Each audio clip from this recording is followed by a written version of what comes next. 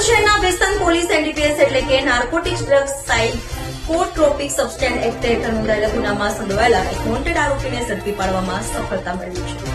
સુરતના ભેસ્તાન પોલીસ દ્વારા એક સફળ ઓપરેશન પાર પાડવામાં આવ્યું છે. પોલીસને બાતમી મળી હતી કે ભેસ્તાન પોલીસ સ્ટેશનમાં નોંધાયેલા એનડીપીએસના ગુનાનો એક વોન્ટેડ આરોપી નવાગામ વિસ્તારમાં છુપાયેલો છે.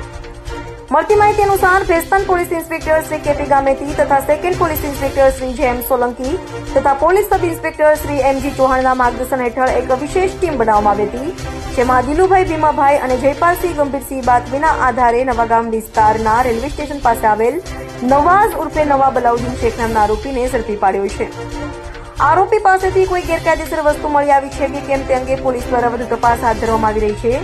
પોલીસના જણાવ્યા અનુસાર આરોપી એક ગુનામાં વોન્ટેડ હતો. આરોપી નવાબ ઉર્ફે નવાબ અલાઉદ્દીન શેખ નવાગામ રેલવે સ્ટેશન પાસેના સંજયનગર વિભાગ ખલીમાં સોસાયટીની બાજુમાં રહેતો હોવાનું જાણવા મળ્યું છે. પોલીસ હવે આરોપીની વધુ પૂછપરછ કરીને આ ગુનામાં અન્ય કોઈ લોકો સંડોવાયેલા છે કે કેમ તેની તપાસ કરશે. સુરત પોલીસ દ્વારા ડ્રગ્સના દૂષણને નાથવા માટે ચાલી રહેલી ઝુંબેશ અંતર્ગત આ એક મહત્વની સફળતા માનવામાં આવી રહી છે.